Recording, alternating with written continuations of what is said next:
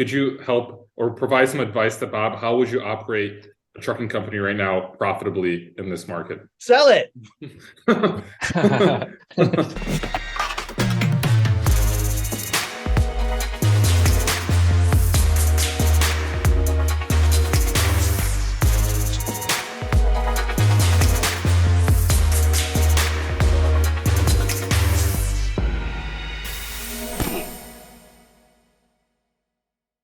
Hi, everyone. Thanks for tuning in to another episode of the Freight Caviar podcast. I know it's been a few weeks since we've last recorded and released an episode, but moving forward, every Monday at 5 a.m. Central Time, we will have a new podcast available on YouTube, Spotify, and Apple Podcasts. In today's episode, we will be speaking to Tim Higham, the CEO and founder of AscendTMS. Not only has Tim revolutionized the TMS software industry, but he's also been a tremendous mentor and supporter of Freight Caviar from the very beginning. In this episode, we'll dive into Tim's journey, explore the story behind AscendTMS, and discuss his ideas that led to the birth of ShipperCRM. Let's dive in. Tim, can you share us a little bit about your background and kind of give us insights to what you were doing before you entered the logistics industry? Yeah, well, anybody can basically look at the last videos we've done. So I won't bore them to death, but I got into this business like most people by complete accident, right? You find yourself in this business because it's a mess and you can't get yourself out of it because it's a mess. So I essentially had sold my prior company. We wrote software that did online banking, basically, and online insurance. And I sold it, and I basically kind of semi-retired at the grand old age of 32. And I came down to Florida, and I met a girl down here who grew nursery plants in Florida, and she grew these trees and plants that she would send to hotels and apartment complex developments, etc., all across the Southeast. And she would send it via truck. And cut a long story short, the trucks would never show up on time, and she'd never have the right paperwork when the guy did show up to the loading dock. And so I said, man, there's got to be a better way to do this. And she used this thing called a freight broker, which I'd never heard of. And so we use Microsoft Excel to essentially write some very crude TMS type routines that allowed the guy to back into a dock, and then he could say, hey, I'm Fred with load 1234, and you could pull it up and it would say where he's going. It had the right paperwork with a manifest and a bill of lading. Again, I didn't know what a bill of lading was. I literally made this stuff up as I went. And then some of the other nurseries around started saying, hey, when are you going back to Atlanta again, or Charleston or Birmingham? And so then they would do what's called load to ride. They would say, hey, I've got 4 pallets. Can you help me out? And so, okay, now we're going up to Charlotte, North Carolina every Wednesday and Saturday morning. And so they would then bring their pallets over and we would consolidate. And it just took off from there. And so I built this thing unbeknownst to me called a TMS. And then I created this thing called a brokerage because all of the people came and asked me to move their freight. And so I grew that company to about a $40 million brokerage. We had assets as part of it as well. As anybody in this business knows, the reason we had assets is when you call up a potential shipper, the first thing they say is, are you a broker? Do you have assets? And we wanted to honestly say, yeah, we've got assets. So that's how, I got into this business. And I sold all of that to private equity about 8 years ago. I have no interest, financial or otherwise, in any brokerage or trucking company at all today. But when I sold the company to private equity, I kept the technology side of things. And that's what AscendTMS is today. It's the technology that spurred all that growth. And I still own it today. And it's continued to grow. We've got, almost 54,000 customers today. And we have paying customers in over 30 countries. So probably the smartest choice you've done was to sell off the asset side. That was the smartest thing that I ever did. And the worst thing I ever did was buy the assets. I know. That's what I feel like. But we need some kind of technology to go with ours. That way, I can maybe do the same thing eventually. But yeah. Actually, it's funny because I shouldn't say that because I'm kind of half joking. There are companies that I know that started with Ascend with 1 or 2 trucks, and now I've got 100 trucks. So there is money to be made in this market. The problem with trucking, especially on the asset side, is that the peaks and troughs are just so big sometimes that most people that start a trucking company don't realize when times are going great and they're getting $4.50 a mile, and everybody, like we've had for the last 2 years, everybody needed a truck. When the hard times hit, they didn't save any of their money, and they weren't prepared for the down cycle. Exactly. So you can make money in trucking, a lot of money. You just have to Oh, be of able to course, get through the of course, cycles. yeah. So Yeah, and it's just like I feel like it's every in trucking, I feel like every problem is almost your problem, and it's a lot of, I'm sure other businesses are very stressful too, but I just feel like in trucking is just a very like ongoing operation. You have to be in it 24/7, no matter what time of the day. You know, it's not something that you kind of set up and just let it run on its own. You have to be always in it. You have to always pick up the phone call. So that's the only There's a lot of kind of moving downside parts, of it. and you're dealing with Yeah. human beings, tractors, trailers, customers, shipping docks that have got lumpers, unloading, unloading. There's so many moving parts. Brokers are another, a person in that chain. So even when you've got a great driver and in a great truck, things can go wrong out of your control, and vice versa. You might hire a bad driver and everything else goes right, but the driver's wrong. Or you put him in a truck where everything else is perfect, but that truck breaks down. You got a great driver, great shipper, great loading docks, great brokers, but the truck breaks down. So the problem is that for every 100 loads, 10 or 15 of those loads go bad because of something in that chain breaks down. Yeah. No, you said that really good. There's a lot of moving parts. I like that. I never thought about that, but that's exactly what it is, you know. So Tim, could you tell us how many trucks or assets you had at your brokerage, which was asset backed as well? And like, if you were running a brokerage right now, how many assets would you think is like the good number to have so that shipper is like satisfied with that number of assets? What would you do like right now? That's a great question. So when we were setting up the assets, I only wanted to get one truck.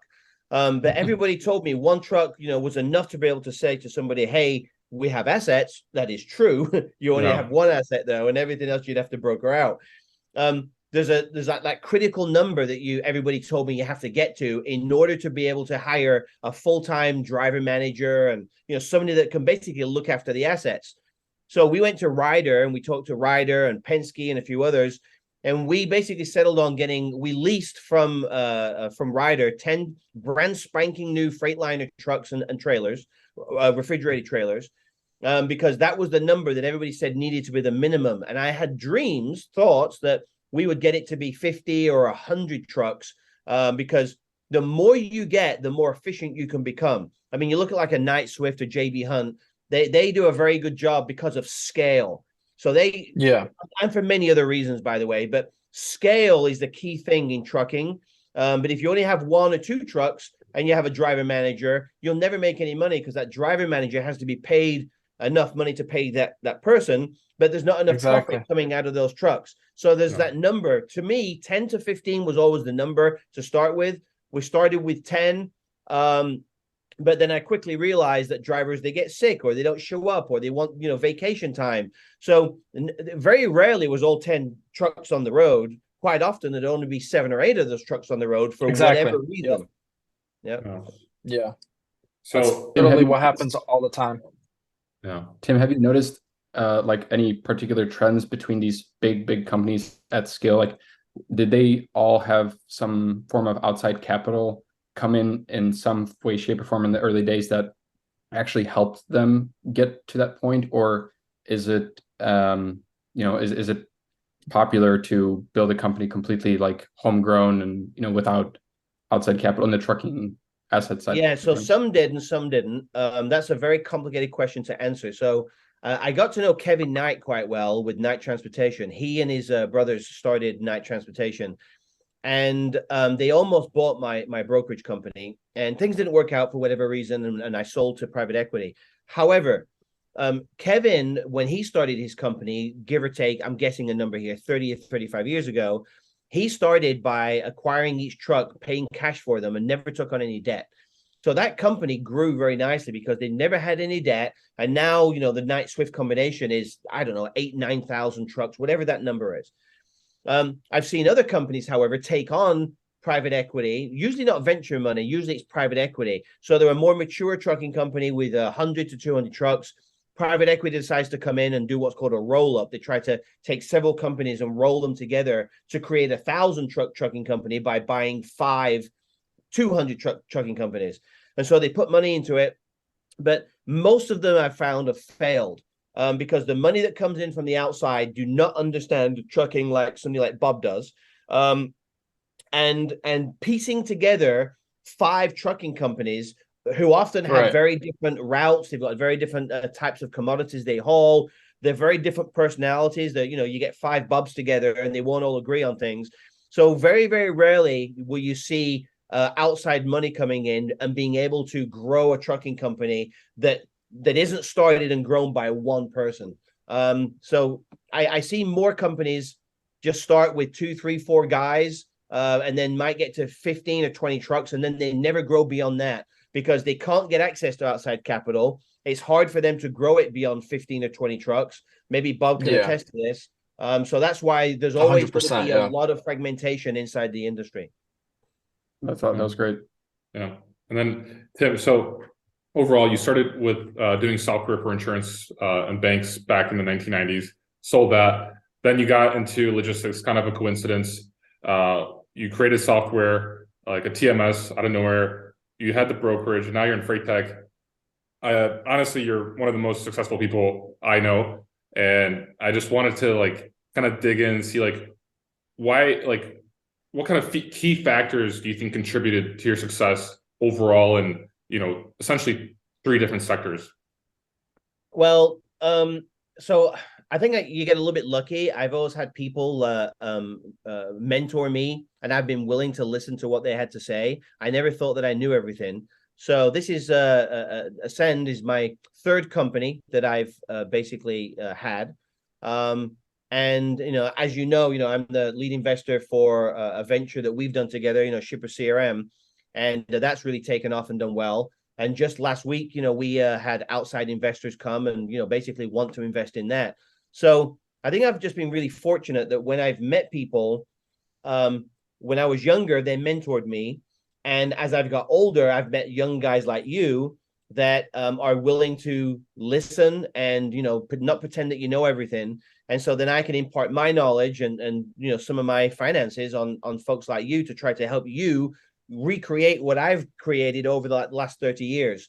So, and I'm also a big believer in not chasing too many shiny things. I see it all the time, especially with small companies where they try to chase every penny of revenue they can. So they have this great idea and it takes off kind of slowly. And then somebody says, well, hey, can you do this as well? And it's kind of related and, just a bit of a departure. And a lot of people will say, oh, yeah, I can do that. And then the next minute, somebody else comes and says, well, can you do some programming for us and create an app for us? And well, yeah, we can do that. And, a few months passes and you're never working on your core products because you're building people apps and you become a job shop and you're chasing other shiny things. So I've been a big believer in work on your core product, polish it, love it, sing to it. And if it works, fantastic. But if it doesn't work, quickly realize it's not working, toss it aside and start something else. But don't chase 5 things at once, hoping that you can master all 5, because you can't. You can't do 5 things really well. Just do one thing really well. And if it doesn't work out, put it aside and then work on one of the other 4 things. Sure. Yeah, that's very smart. That's what I'm trying to do actually with my trucking company, because I was kind of real estate a little bit. And then like I'm literally trying to get rid of that and just focus all on trucking and just send it to the moon. Well, Quick question before we move on. You mentioned about mentors, like you had mentors. How do you find these mentors? Is it just somebody that you talk to, or you actually reached out and be like, hey, can you be my mentor, or can you teach me this and that? No, I they wouldn't come to me and, say, hey, I want to be your mentor. I would, just say to somebody, hey, that's really interesting. Can you help me out or teach me about that? And almost everybody, if you say to somebody, will you teach me about that or help me? Most people will say, yeah, I'm happy to, because there's nothing better than somebody talking to a willing student. So if you got somebody asking for help and I start talking, it's really gratifying for me to have that person, listen and nod and, and understand. I was talking to Pat Martin today, one of the founders of Venture 53, the venture firm, and what a nice guy he is. I haven't known him very long, but they've invested in, don't quote me, maybe 20 or 25 freight tech companies, and they're about to raise their 3rd fund, and he's building his entire LPs or limited partners around that mentoring idea. So what he's doing which is amazing. And I think it's okay for me to say this. He has 38 investors today in their second fund, which are all really big name people, people that you guys would know the name of. They're big name freight tech companies that they're all over the freight waves and the transport topics of the world. And so his third fund, he wants to get to be 100 limited partners in this fund that are the big names in every segment of transportation and logistics, where each one of those people can mentor 2 or 3 of their companies that they invest in. Because you can't mentor 15 companies, that's just too many. But can you mentor 2 or 3 companies? Absolutely you can. And so his idea is to be able to then help these small companies, nurture them, introduce them to potential customers so that they can grow their businesses, so that the money that's invested by Venture 53 is secure, because they're creating their own customers for those companies they invest in. So I know it's a long way of answering your question, Bob, but I've just been a big believer in ask for help, and good people will offer help at no cost. They're not going to ask for anything in return other than the good knowledge that they've transferred information from themselves to you. So I'll ask on Bob's behalf right now. Could you help or provide some advice to Bob? How would you operate a trucking company right now profitably in this market? Sell it. I know, right? I feel like that's what everybody's doing, though. So I'm trying to go the opposite way. While everybody's selling and trying to get out, I'm trying to get more into it. So sometimes you got to do the opposite of what everyone's doing. Tim, so you should have sold, like, obviously 18 months ago would have been the perfect time to sell. Perfect. When it comes to a recession, a lot of you young guys, I'm 56 this year. A lot of you young guys haven't really seen a real recession because the Fed's just been printing money. When a real recession hits, weak companies, what's called companies on the margin, they're the ones that go under. They didn't save their money, they got too much debt, etc. So what you have to do, Bob, is you got to hold on the best you can to let those companies exit the market. And when those companies go under and exit the market, they will have customers, shippers that need to do business and ship things. And so, but their regular hauler has disappeared. They're out of business now, their regular trucking company. So then they're going to come to you, they will find you, and that's where the market cycle starts on the upside again. And we see that almost happening now. Like, we see literally companies kind of going under left and right. So it's kind of the strongest, I guess, will survive in this market, or the people that have the less overhead cost and the least amount of expenses. I feel like those are the ones that are going to survive this market. So we'll see. And it's all about trying to find direct shippers, Bob. You going through a broker, they're going to take anywhere from 10 to 20%, depending on a myriad of factors. But if you can find direct shippers with reasonably regular freight that's not too far from your yard, that's a great start. There's so much less freight today. So contract freight, the spot market is generally made up of contract freight that falls off. It doesn't get picked up, right? And so it hits the spot market.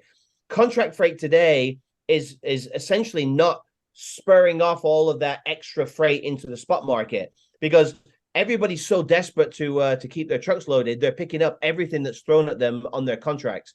So you've got to try to realize that going after the spot market is going to be very difficult, other than maybe paying your fuel bill to get from point A to point B. Try to work directly with shippers. That's the most important thing. So, Tim. So let me ask this real quick, Paul. Okay. Would you recommend me going and talking to the shippers, like, as the owner, or should I hire like a really good salesman, or find a good person that can go and make these connections for my company? Both. There is nothing better. Every study that I've ever read about sales shows that you are much more likely to land a deal if you walk into an office on an industrial park and you say, "Hey, I'm Bob with XYZ Trucking Company, and this is what we have. I'm here to see, if we can help you, and I'm literally 4 miles away." Those people might not know you, but just by you walking in that door and shaking their hand, and they know now that you're 4 miles away, they're much more likely to divert business away from their other, say, broker providers or other trucking companies that are a long way away, because they would prefer to deal with the local guy. Because if anything goes wrong, they know, that you're just down the street. So Yeah. I'm a big They believer could come in knock on my door. Hey, where's my load at? absolutely, man. And also they know that when that Yeah. person needs a special favor doing, they're going to know you. They're going to call you up, Bob. Listen, can you spot me a trailer today? I know I don't usually ask, but blah blah blah blah blah. And Yeah. you're willing to do that, whereas most people won't be able to provide a spot trailer because they're a broker or they're a trucking company 300 miles away. Yeah. And Yeah. to build on that, Tim, when you had your brokerage, what were you doing? Were you calling shippers most of the time? Were you just walking in? Can you give us a little bit of insights of how you built your book back in the day? And then we did have a couple questions from Instagram that I do want to build on top of this. So it's like, right now in this market, what kind of freight should people go after? This person needs specific advice on how for lead gen on his new business.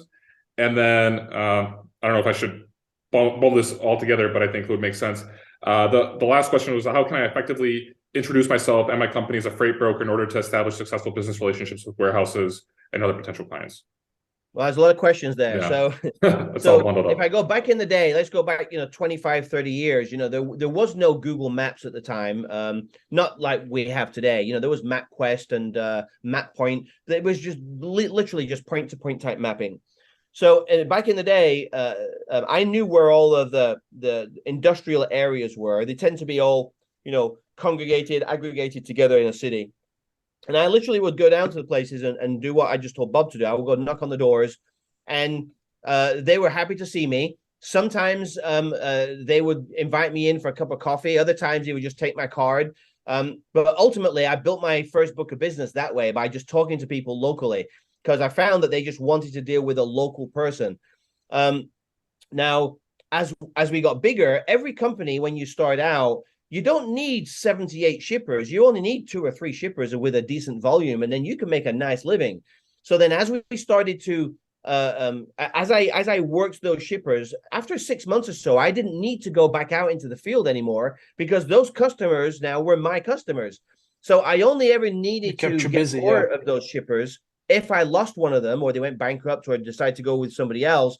So 6 months, a year of really hard selling creates 5 years worth of freight to manage. So once we got going, then it was just a case of hiring 1 or 2 salespeople and told them to do the same thing that I did. And then after a year, they would come back and have 3, 4, 5 shippers with decent volume. And that's how we grew the business, like that, 1, 2 salespeople at a time. And then, of course, you always hit on 1 or 2 really great accounts with lots of volume, or they get a really big project. You always get 1 or 2 customers that get bought out by somebody, and you'll lose that freight, or they go out of business. But I tended to try to stay as local as possible. And then some of the customers that we found, I'll give you a good example. Cisco Foods are a national food distributor, kind of like a US food service, McLean Foods, Yeah. a few similar ones, right? Well, they had a really big warehouse here, and we did a good job for them. So quite simply, I got to know the guy Ron down there, and said, we go to a baseball game or 2, and I'd say, hey, Ron, we do a good job for you, right? Yes, you do, Tim. Are there any other houses, they call them houses, or distribution centers, that you can introduce me to where you can say, Tim does a good job for us, and I'm sure they have somebody that's not doing a good job for them. So Ron, called somebody. I remember it was down in, I think it was Palm Beach area, and they were having a problem with 1 or 2 of their carriers down there. So they gave us a shot. Ron said we were good. So they gave us a few loads, and those few loads turned into a few more loads. And then once that worked out, I then said to that person, hey, can you call one of your other houses? And they called somebody in Charleston, South Carolina. And over several years, then we grew that book of business with Cisco to become a really nice provider for them nationwide, because of one relationship locally here with a guy called Ron. It turned into business all over the country. By the time you that's sold, awesome. by the time you sold Interstate to Palm Beach, how many shippers did you guys have as a book of business? Oh, I don't know. I'm trying to think. Less than 100. It was. You can make a really nice living if you've got 20 or 30 nice shippers. Doing, a few hundred loads a month. You can make a really nice living.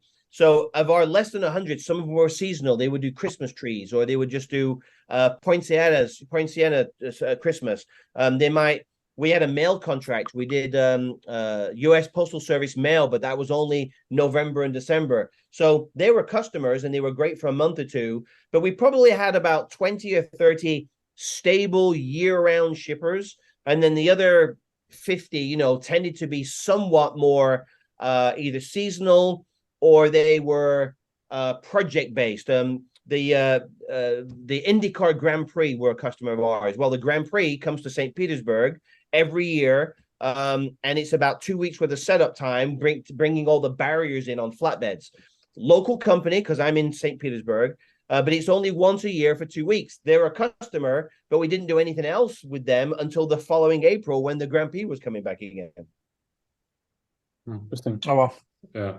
And then, well, Tim, since now you're in freight tech, could you kind of give us like a perspective of what's the difference between selling to shippers and selling to freight brokers? Which one do you prefer? The sales cycle with brokers on the freight tech side is much faster than with shippers. So a freight broker, generally speaking, the only thing that they have is their phone, their intellect, and some kind of software that allows them to run their business. So they tend to be really quick to identify something that might work for them and they'll give it a try. Whereas a shipper tends to be slower to react. They might make pens, and look at my pen here. They make pen casings out of plastic. And so they've already got, somebody doing that freight for them. And, that person might be giving them some kind of technology. And usually the shipping manager that works there, he reports to an operations manager who reports to the CEO or the owner. So the sales cycle has to go through 2 or 3 extra people with a shipper, not in every case, but with a freight broker, you're usually speaking to the person that makes the decision, because in the world of brokerage, today Ascend covers about 26% of all brokers. 26% of all brokers today use Ascend. So now I'm not talking about the CH Robinson and the TQLs. They've got their own technology. But the vast majority of brokers are small. Our average number of people per account on the brokerage side is 2.8 people. Let's call it 3 humans. So it's often, a guy and his friend and a hired gun, or maybe a husband and wife team and a friend. And we've got quite a few that have got 30, 40, 50 people. The biggest broker we have has got about 300. But we've got a lot more with 2 people. And so because it's so fragmented, when you call up that broker, you have a 50-50 shot when they pick up the phone of talking to the owner. So they tend to be really quickly. Yeah. That makes total sense. Definitely. Yeah. So which one would you prefer? And then I also want to know, can you take us back to the beginnings of AscendTMS? Kind of tell us a story of how you were taken off, because as we all know, there's a lot of TMSs out there in the industry, and kind of how were you able to become successful? Yeah, so I would be doing myself a disservice if I said I preferred brokers over shippers or shippers over brokers, because I prefer anybody that can use our products and pay us. So I prefer both. But like I said, brokers, when they call up, I'm a lot more likely that we can close that deal within a few minutes or a few hours, whereas a shipper is going to take weeks. And large shippers, by the way, really large shippers and large brokers, we don't even respond to. So, if a large shipper, we get 2 or 3 RFPs sent to us every week. Oh, we're looking for a new TMS. And, they want us to fly out to Columbus, Ohio to go out for dinner and do a presentation with them. And, that sales cycle is going to be 6 months to a year. And there's only 8 people in the whole transportation department, even if they are a $1 billion company. Well, our product is so cheap. Ascend is only $99 a user per month, right? So if they've got 8 people in their transportation department, I'm not going to jump on an airplane and go take them to play golf and dinner and spend a year of my life trying to close a deal that creates $800 worth of revenue per month, at best. So we just leave those deals to somebody else. That's not where we can play well. We play well when people can make fast decisions. They need a TMS right now with no startup cost, no training is needed. They can literally be up and running in 30 seconds. That's where we play well. And that's that long tail, that 95% of the market that the big guys, the Trimbulls, the McLeods, the Blue Yonders, they can't play in that market because their systems start at 100,000 plus and another 100,000 to train people and customize people. They don't play in our world because they can't, and I don't play in their world because I don't want to. That's probably why the sales cycles are so long, because these people love all the dinners that they get for. Absolutely, you're exactly right. You're exactly right. They get to go for dinners and play golf over a year, and then they choose one of those 4 or 5 companies. And if you're not one of those companies that wins the deal, you've just spent an entire year of your life trying to close something. That's really depressing. Everyone wonders why McLeod is so expensive, and that's why McLeod is so expensive, because they have to afford all the dinners and the golf outings. So. Absolutely. But Tim, so back in 2015, when you sold the trucking and the brokerage, you started Ascend. I know the story behind Ascend, but can you tell us kind of like of what you had to go through in order to become successful? Because there's obviously, especially now, there's so many competitors out there. Yeah. So what's funny is, we had to just grind. I mean, it was me and my 2 founders, Chris and Justin, that worked for the brokerage. And I said, look, I've got this crazy idea. I'm going to buy the intellectual property from the private equity firm, and we're going to basically start this thing. And my idea is that Salesforce.com had replaced all of the CRMs out there, essentially, because back in the day, you'd go to CompUSA and buy a CD, and you'd put it on your computer, and then you would use, Act or Goldmine, one of these CRMs on your local machine. But Salesforce came along and used this new thing called the internet, where you could get an account and use the CRM via a web browser. So I always knew that there would be a market for a TMS that was purely cloud-based, using a web browser, no software to download or install. That meant no configurations, because most people in the world aren't computer programmers. Okay, only 1 in 300 workers in this country are computer programmers, and even less. I'm going to guess 1 in 1,000, of those are any good. So most people, they don't want to be burdened by using technology where they're given codes to look at, or HTML. They don't want to know what HTML is, or an API, or EDI. They don't care. All they know is www. something to go to, and I can use my email. If you can provide a service that provides that kind of simplicity, I knew it would do well. So that was the first basis. Ascend had to be browser-based with no downloads and no installs. It had to be dirt cheap, because I knew that the long tail of the market, the people for years that I've been dealing with, the Bubs of the world, these small trucking companies and small brokers, I knew that they couldn't afford $10,000, $20,000, $30,000 on software up front and then license fees, but they would be willing to pay an amount per month with no contract, with nothing up front. They will take a chance on that software. So that was the second thing. It had to be dirt cheap. And we launched it about 8 months after we broke away from, when I sold it to the private equity, the brokerage to the private equity firm. We spent 8 months working on that idea, browser-based, dirt cheap, with nothing up front. And we got our, we did a soft launch. We just released it into the internet world quietly in August of 2015. And within a few hours, we got our first account that was created. And then the next day, the next account was created. And then so we use this customer feedback, and it's embarrassing. When I look back what Ascend was back then, oh my Lord, it was embarrassing. It's like I made a new automobile, but there was no windows, no doors, 3 wheels, the steering wheel was a stick, I mean, it's just embarrassing when I look back.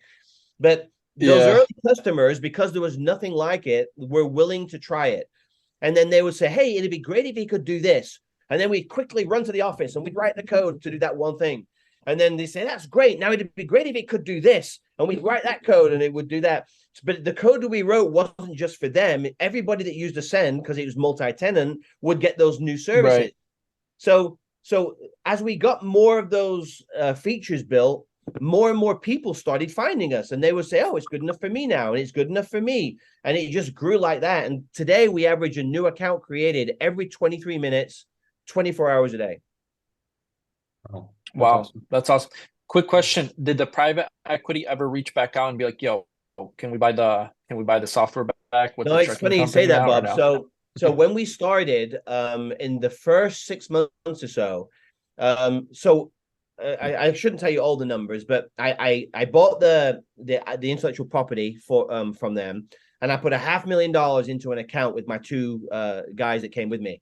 And I said to my guys, I said, look, once that $500,000 has gone down to zero, the egg timer is up. We're done. We're not going to go any further. So for the record, that $500,000 never got lower than $274,000 before we started to make some money, and it went back up again. That's awesome. Yeah. And so we never got down to zero. But about 6 months in, we were constantly burning money, right? And so I did go back to the private equity firm, and I told them about what we were doing, and I gave them an option. They had a chance to buy, and don't quote me because I can't remember the exact number, but they were able to buy like 10 or 15% of the company for $100,000 if they wanted to. Yeah. This is in the very early days, and they decided not to because they didn't know enough about the technology. They just bought into my brokerage and my asset side, but they didn't really know a lot about the technology. They didn't want another investment. So they decided not to do it. And now, had they made that investment today, that would be worth tens of millions of dollars. But they didn't make it. They're probably not too happy now. You know, they're probably like kicking rocks. Like, come on. Yeah, you miss some. Sometimes you make a great deal. Sometimes you miss a great deal. It's they're not hurting. Trust me, I've seen where they live today, and they're all doing okay. Definitely. And somebody listen. Very interesting. Yeah. Cool. Christian, any questions on your end?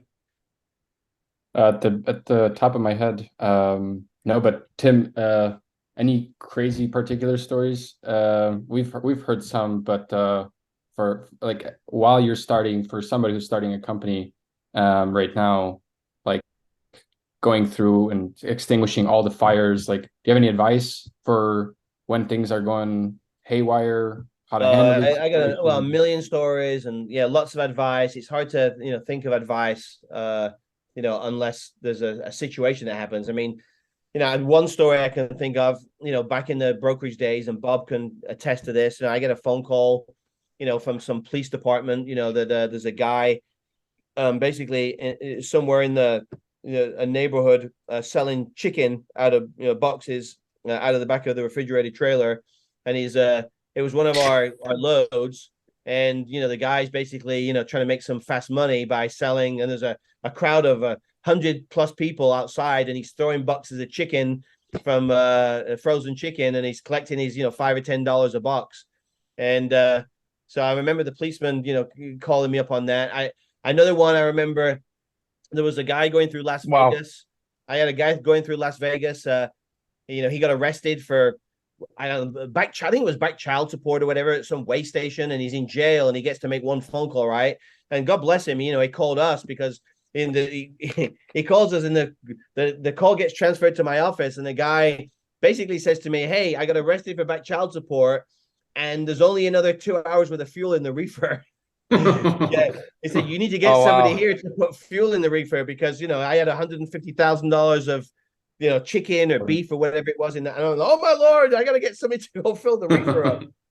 So just some stories like that. On the advice side of things, and that's the crazy part about, I feel like, the freight industry or the trucking industry, and like that there's so many different things that can happen, right? You're dealing with so many different personalities, so many different drivers, and sometimes I feel like what's happening right now is everything is getting so automated, where some of the brokers, they feel like that the truck is automated. They think that, hey, if you picked up this load, it should be there tomorrow no matter what.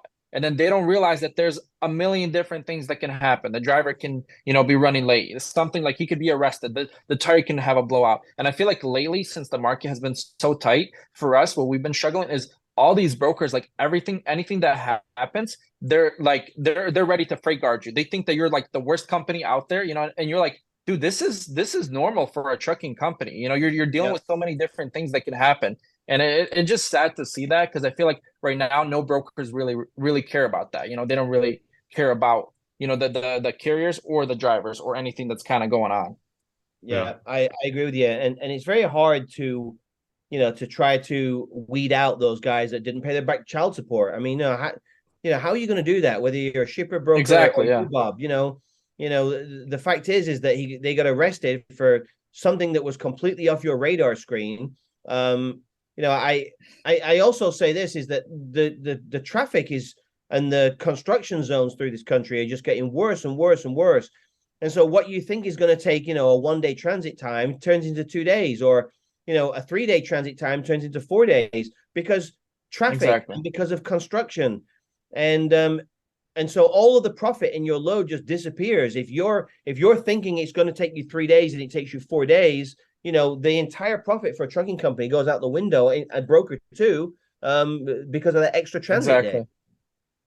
Yeah. Yeah. I had a driver literally in the middle of the night. It was like 12 o'clock in the morning. I get a call. He gets arrested at some rest area because he couldn't park it straight. I guess he decided to do some drugs. So then you have to go find somebody to repower that truck. You have to bring you back. You have to explain this to the brokers and be like, hey, we're still trying our best to get this done, And especially if you're a smaller carrier, it's definitely harder because you don't have as many, like you said, it's about the economy of scales. Like if it's a Swift or a Knight or somebody like that, well, they have thousands of trucks. So anybody can go and repower that unit and just bring it to the delivery. But if you're a smaller carrier or you're an owner operator or like you have 2 or 3 trucks, well, you're struggling to do that. So it's taking a lot out of your cost. Yeah, you're exactly right.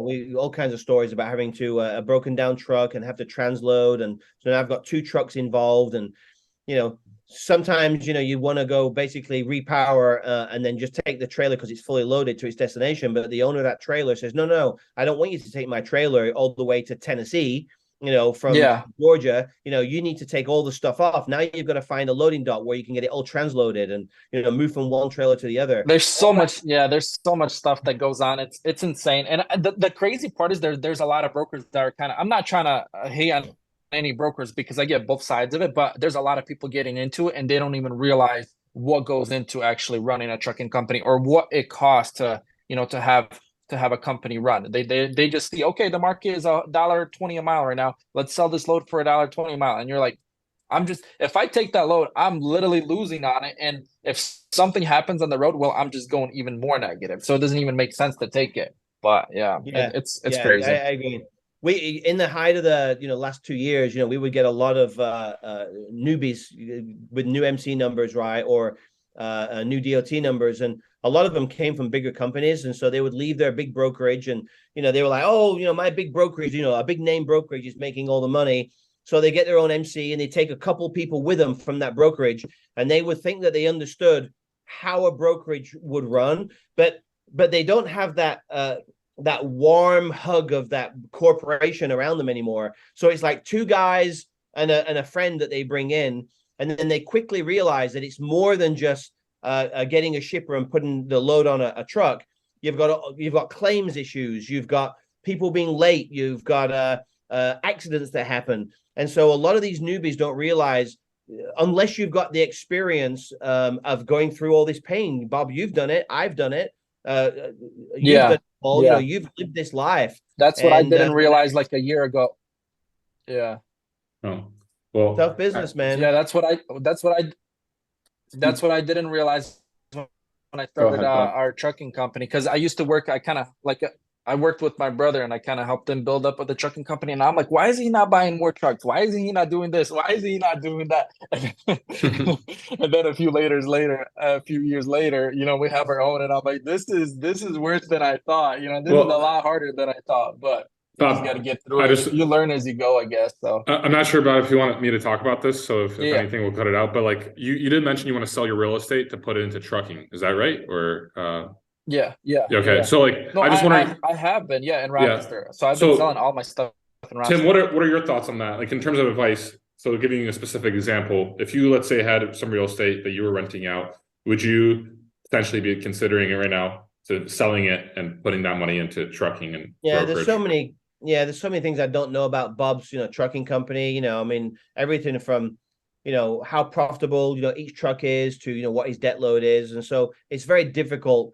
If you're carrying a big debt load, for example, and you're paying, I'm making numbers up here, 7 or 8% on that debt, and you can sell some real estate and you can pay off that debt, then that's a good move, right? Because now you're lowering your debt load and it's a lot easier for you to stay in business. So those are good decisions to make.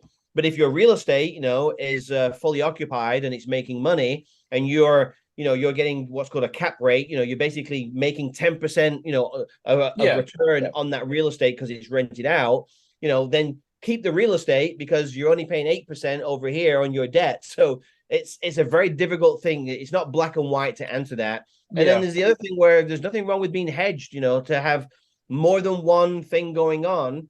And the real estate should, technically speaking, pay for itself, depending on what kind of real estate it is. Whereas the trucking side of things is a lot more hands-on. So if your real estate is fully occupied and it's pretty low maintenance, leave it be, because it's at least bringing some money in. But I don't know the ins and outs of Bob's business.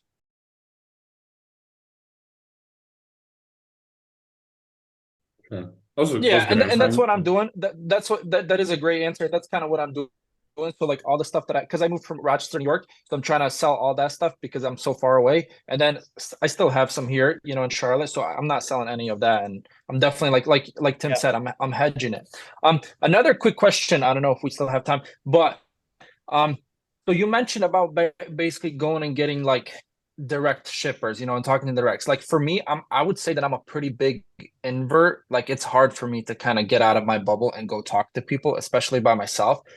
How do you have any kind of like I guess motivation or any advice on that? Like for me to actually go and go out there and knock on some doors and talk to some people, because I feel like it's we're in a great job. But I think it's when you were here, it's a lot easier when there's like two people, and you kind of can always fall on a different person. But like for me to go do it out myself, it's super, super hard for me to do that.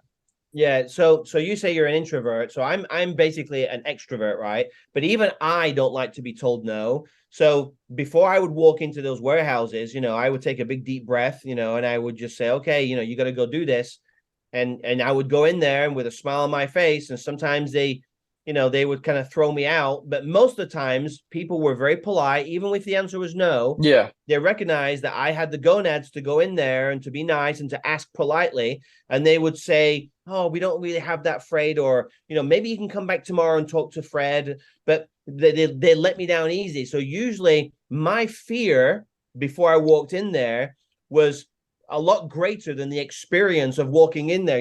So when I went in there, I'm like, I walk out again, I'd be like, wow, why was I afraid of what was going to happen? Because they were really nice people. And sometimes I would walk out and they would say, hey, yeah, you can do a load for us on Tuesday. So I think that sometimes you just got to remember that most people are nice, and your fear is what's keeping you from walking in there, not the end result is you're very rarely going to get thrown out on your ear. That's just your fear. So just remind yourself of that.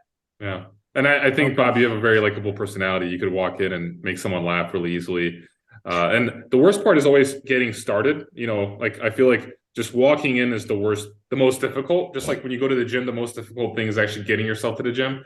And it's the same here. It's like the most difficult thing is actually literally just walking out of your truck and opening that door. That's the most difficult aspect of it. That's a great and we point. went with you. Bob, we talked to like four shippers. Bob, I've got to know you now over the last few weeks, and I can tell you that you are a likable, nice person. And if you walked into almost anywhere with a smile on your face, I don't think anybody would throw you out. I think that they would be happy that you actually came in there. And I mean that. I'm not just saying that. I appreciate that. Yeah. I got to do that more. Me and Paul, we actually went when he was here, and we were so surprised. I was so surprised because like you said, most of them were actually pretty nice, or they gave us numbers to who to reach. Like if they weren't the ones making the decision, they're like, hey, call this guy. He might be able to help you. So, this is one of the reasons that, that Paul and Christian are building ShipperCRM, because there's a lot of people that 9 people out of 10 are not natural salespeople, or maybe even 99 out of 100. And so what you really need is, most people don't want to go through 3 or 4 layers of people to find the right person, because they're not natural salespeople. What they want is to go right to the right decision maker the first time, to save them the 4 times of having to get the answer no. So we built ShipperCRM because we realized that most people want to just contact the right person the first time, who is the decision maker. And then, some of the things that Christian, some amazing ideas that he had about using AI, where if you're trying to get into I'm just looking Walgreens here. If you're trying to get into Walgreens to ship, boxes of diapers, it doesn't really matter what it is. If you can get to the right person with the right message and allow like Christian's technology, because we know that Bob, you're trying to get into Walgreens, the name of the company. We know it's called Fred Smith is the name of the guy there, or Sarah Smith, the lady. We know that they're in Columbus, Ohio. And so if we know these things, AI can write a very nice email to say, dear Fred, comma, next paragraph. I know that Walgreens ships a lot of diapers, period. We happen to have trucks in Columbus, Ohio, 1 or 2 times a week. So what I'm trying to say here is we can create emails using AI, just knowing who you're trying to target, and it sends that first email out, but not just to Walgreens. We can send that same email out to 340 other people that stock diapers, that are able to, and you won't get all 340 to respond to you, but you might get 5 or 6 that say, hey, I'm glad you wrote to me because Bob, we've got 2 or 3 people just falling off loads and I need a specialist to be able to help me ship into our stores. And that's what AI can do. It can take your introvert kind of qualities and it can push off some of the stuff that you don't like to do, and let AI do that. And then you're only then receiving the warm replies. And now when you call them up, there's no introversion problem at all because they're interested in you calling because they have a need. Bob, do you know which shippers are around you right now? I don't know. And that's we know a few actually of them, what I was going to ask. The ones that we met. Yeah, that's true. Would it make you, the 4 of them though? Would it make you feel like maybe a little bit more confident if you had the time to prepare by knowing like which shippers are around you? You can kind of strategize maybe which ones you want to go after. You think you might have a better like angle of talking point to guys in plastics or whatever, because you have maybe that type of equipment. Like would you see that being something that helps you get over that? I think so. And that's what I was actually gonna like ask or talk about. It's probably very important to kind of do your research before you go and talk to them. At least you kind of know what they're doing or what or what they're shipping. Well, having a niche is also very important. With what Tim brought up, I have a good name for you, Bob, which might actually work and be really funny and people might like it. You could be Bob the diaper shipping expert, and you email these people, and then people will be like, "Oh wow, I know how to ship diapers really, really well." And they no would one's know a that he was diaper always full of shipping shit, expert. and he's always full of shit. Oh, that's funny. Yeah. So you're full of ideas. You're full of ideas.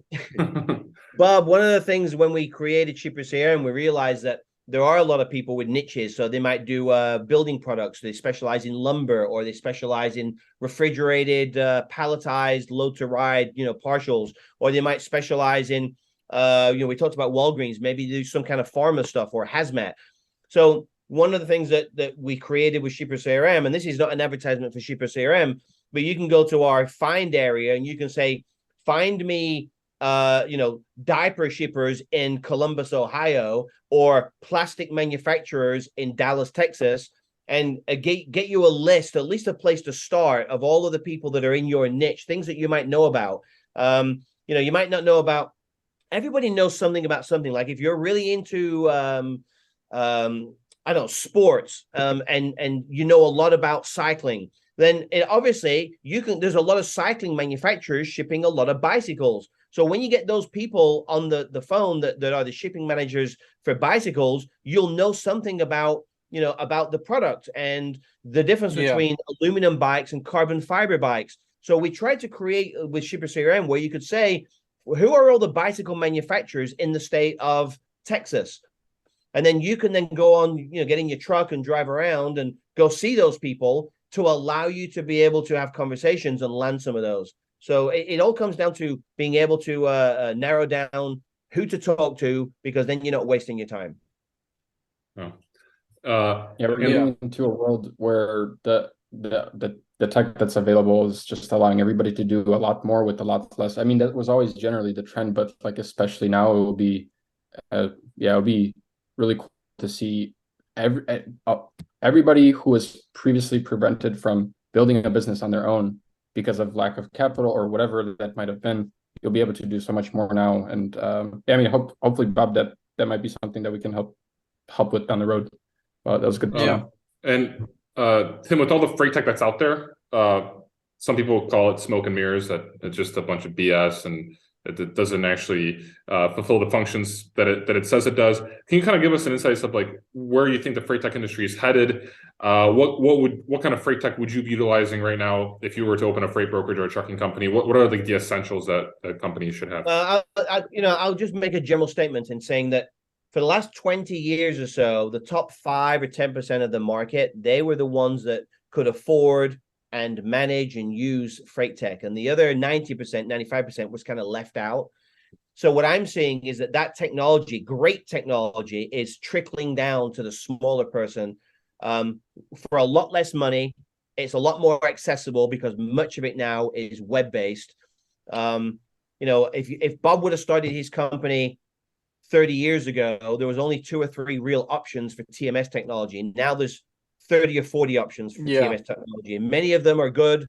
I like to think that AscendTMS is the best, but there are many good ones out there.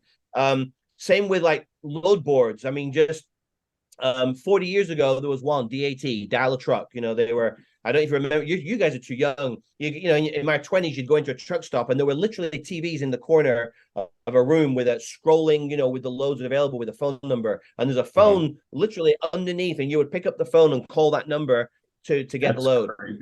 All of that now has been aggregated into the internet. There are no TVs in truck stops anymore.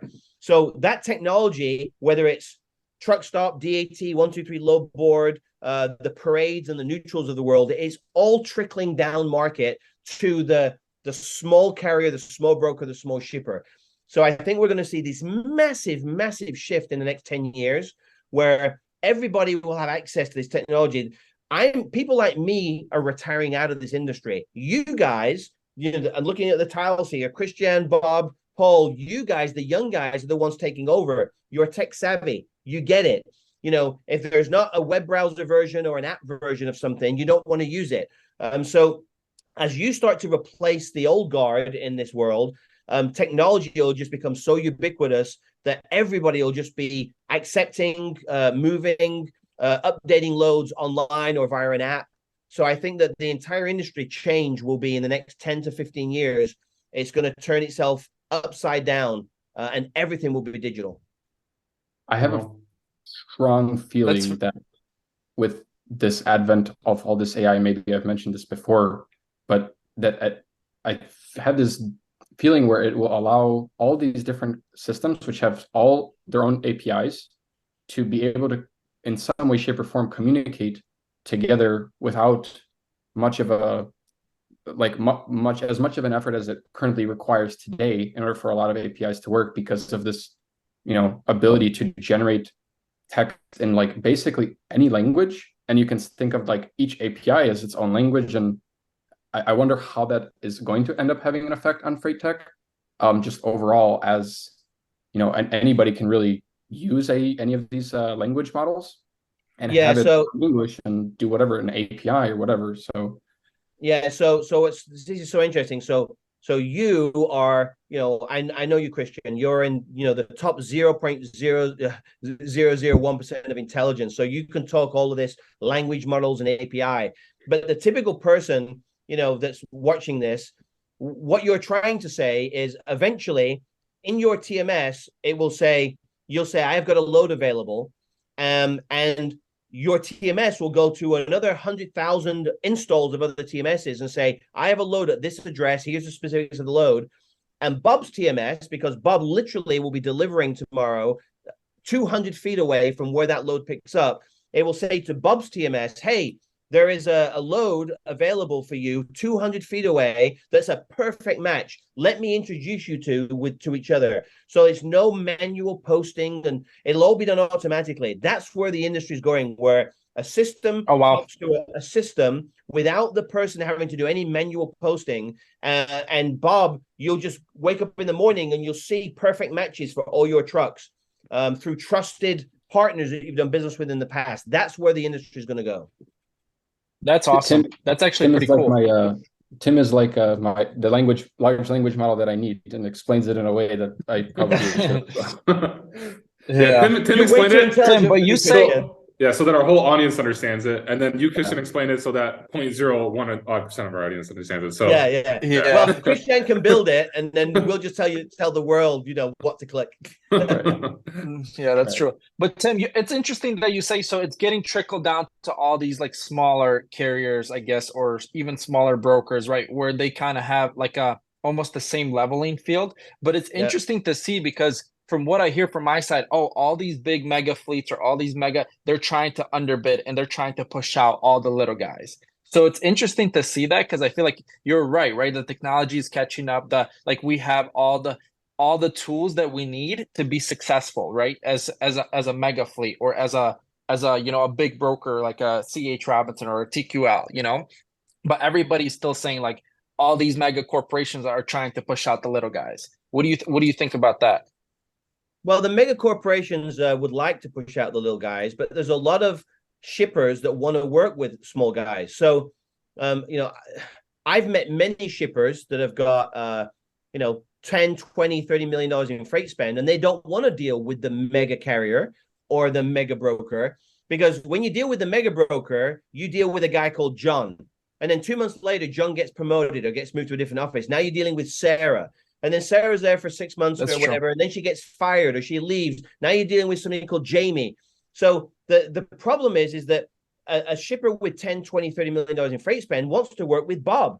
And Bob's the owner of the company. And Bob's always going to be there because you're the owner. You're not leaving or getting fired, etc. So a lot of people want to work with small carriers and small brokers because there's more relationship there. There's more building of melding of the minds, where Bob will go drop a trailer. You call Sarah a mega broker, and she won't be able to drop a trailer on a Sunday morning, to help you out for a Monday morning delivery. But Bob will do it. Bob will go down to the yard and, pull a trailer over there and drop it at dock door 7, because it's your livelihood, 100%, yeah. right? So I don't think, and by the way, I know a lot of brokers that have got one or two main customers. Okay, they've got 3 or 4 other customers, but 1 or 2 main customers. Why? Because that shipper wants to outsource all of their freight to one person. They've got 6 or 7 loads a day. They don't want to hire somebody full time that might leave, and they've got to retrain them. They'll go to a broker like, say, Paul used to work for Everest. They'll go to a small broker and say, look, I want you to be my transportation department. I want you to make sure that everybody has got the right processes in place. You're getting me bills of lading back on time so that I can see if there's any, OS&D, overage, shortage, and damages. And so many brokers get 1 or 2 main accounts because that shipper wants to outsource to a trusted party like a Bob or a Paul. Yeah. So you don't think there's going to be such a thing in carrier side as like because everybody, what's everyone, not everyone, but I guess a lot of people are saying that soon the transportation or the trucking industry is going to be like the train industry, right? Where there's going to be only 5 people controlling the whole, like right now there's 5 or 6 companies that control the whole freight industry in the United States. Do you ever see that happening in the trucking industry? No, I don't think so. I honestly don't think so. The only thing that could happen, and this is what I'll be dead and buried, is that, you talk about autonomous trucks, and I did an article for a TIA called Autonomous Trucks Not in My Lifetime.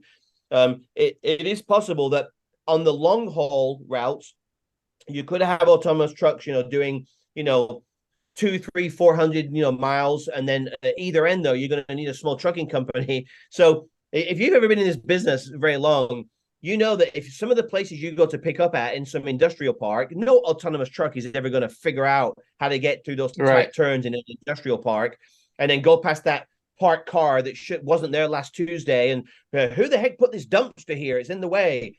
Yeah, exactly. So you're always going to need the Bob to do that first 5 miles or 20 miles or 50 miles to get it to the place where the interstate transload is, where the autonomous truck can take it all the way to Arizona. And then at the other end, another Bob's going to have to pick it up to get it the other 38 miles, to the industrial park to get it delivered. So it still needs Bobs. There's still going to be Bobs. Your length of haul might get shorter, but there's going to be Bobs, and trucks, trailers, and drivers. That's interesting you say that because Wegmans, the company, I don't know if you know Wegmans, they're more up east. They're a grocery huge store. distributor. But basically what they do is on I-90, because I used to live in Rochester, they would pull up their trailers. They would have actually special areas, and they would attach 2 trailers together and then haul 2 trailers across the whole interstate. They couldn't go local with it, but they could haul across I-90. So now they're hauling these 2, 53 footers or 48 footers all the way across, across the New York. So it was very interesting. Yeah. Yeah, so that's interesting. it's just a similar thing to that, but it would be the autonomous truck doing the middle part of that. And then when they get to the destination, they have to they're called pup trailers, and then they have to then unhook those 2 pup trailers and then do the final delivery, right? So listen, brokers and small carriers, small brokers, small carriers are not going anywhere. That's good to hear. So I'll still be here. I had no idea that they allow. I only saw 253-foot trailers hauled at the same time when I did a load to Canada, but that was obviously different regulations. But they allow that. Yeah, every jurisdiction is different. So you're more likely to see it happening in North Dakota, where you've got long roads with not very much traffic. But you're not going to see very much of that in metropolitan Atlanta, because it's some states even allow like 3 trailers, but they're the 35 footers. In New York, I think it's either 48 footers or the 53 footers just across the I-90, and I saw them carrying it all the time, so it was pretty cool. I never knew that. That I've seen. Yeah, well, transfer stations are definitely like the most focused on approach for autonomous trucking. There's a lot of companies that have been working on that, but there's no way that you can't that a truck, given if you have ever driven a truck, you will know that there are so many scenarios that a human just needs to be absolutely involved, and at least at some points closer to the warehouse. Look at my article, autonomous trucks not in my lifetime. And there was another great article, I think it was Forbes magazine, talking about how over $1 billion, this is a year ago, has been spent on autonomous trucks. And there's not one autonomous truck company, that's actually viable. I mean, I'm talking about even close to being able to make a regular profit. Either a few doing a couple runs here and there, yes. But they should have just invested the $1 billion into me. Honestly, we would have done a way better job. That's what I said. That's what I said. To the moon. Exactly. Man, this was great. This was honestly one of the best podcasts that we probably did. I mean, an hour flew by, but this was amazing. Yeah, it did. I don't know. Do you guys have anything else to talk about? I actually wanted to ask Tim. I know you gave me the E-Myth book, which is a great book. Any other book that comes to mind that you would definitely recommend to anyone that wants to be an entrepreneur or is a small business owner? No, so I've read a lot of books and very few really spring to mind. There's another one that called Who Moved My Cheese? That's an older book. Okay. And I like that one, basically, essentially that talks, I'm going to summarize, but if things are always this way, it's okay that things can be that way, just because things change doesn't mean you should go into a panic and, get depressed, and, you've got to move with the times. This is a good example. Trucking and brokerage is changing quickly, and you've got to move with those times, and you've just got to accept the fact that your cheese is going to get moved around, and just accept that over time you're going to go through many changes of movement of that cheese over a 20 or 30 year career, and the ones that are going to be successful in business are the ones that move with change and don't try to stop the change from happening. Wow, that's an interesting book name. Yeah. The E-Myth is really good too. We actually read that with our bank. Our bank had we went with like a local bank here, and they actually had like a book club, and we actually went and joined their book club, and that's the book that they read every like quarter. It's the best book that I've ever read in business. Yeah. I sent a copy to these gentlemen here. Mm-hmm. I actually just sent a copy yesterday to a Trey Griggs, with Beta Consulting. Mm-hmm. I saw Trey at the TIA show, and I promised him the book, and I always I'm quite happy to always fulfill my promises. So I sent Trey the book, and yeah, that changed my life. Did that book? Mm-hmm. It opened, very good book. Yep. Opened my eyes to many different perspectives, and which I personally felt in, let's say, my previous business, mistakes I was making, ways I was looking at things, and I agree very wholeheartedly that book was very eye-opening for me too. And what I will say this, just because somebody publishes a business book with a nice fancy cover, and it doesn't mean that the person that wrote it, is actually qualified to tell you anything. So anybody could write a book. There's a lot of business professors at Harvard that have written books, but they've never ever owned a business. So Exactly. Yeah, that's true. That's why we need to write books eventually. That's why Tim needs to write a book. I've written sure, 2 books. yeah. I'm looking at one on the shelf here. I've written 2 books back in the day when I was involved with the whole insurance industry, moving from manual quotations where you would go into an agent, going online. And so I wrote 2 books about that. And writing a book is a very difficult process. I'm looking at one of the covers right now, and it is a very difficult process to write a book. So I will not be writing any more books. Tim, Yeah, sorry, I feel like quick. You said you were in the banking and insurance industry, like way back when. And were you, what was on the banking side? So we know on the insurance a little bit, but were you actually making I'll try and do this in 30 seconds. 30 seconds. Sure. So today, online banking is very common. You want to check your account, you want to send somebody money, you go to www.yourbank.com and you log in and you do stuff in your bank account. 25, 30 years ago, that did not exist. There was a couple of companies that had software you would download onto you get a CD and you would be able to access your bank account. Okay. And it was all starting to move to this new thing called a web browser. And so one of these big companies called S1, they don't exist anymore, that was very formative in creating the world of online banking as you see today. They wanted to be able to provide insurance quotations to people that qualified. So in this case, let's just pretend Paul has $1 million in the bank and pays all of his bills on time. And Bob, I'm only using you, Bob, because you're right next to him on my Zoom here. And Bob has no money in the bank and he's got $500,000 in debt. So the banks were buying insurance companies. And so now they know, hey, I'm going to offer auto and homeowners insurance at a great rate to Paul because he's got money in the bank and he pays his bills on time.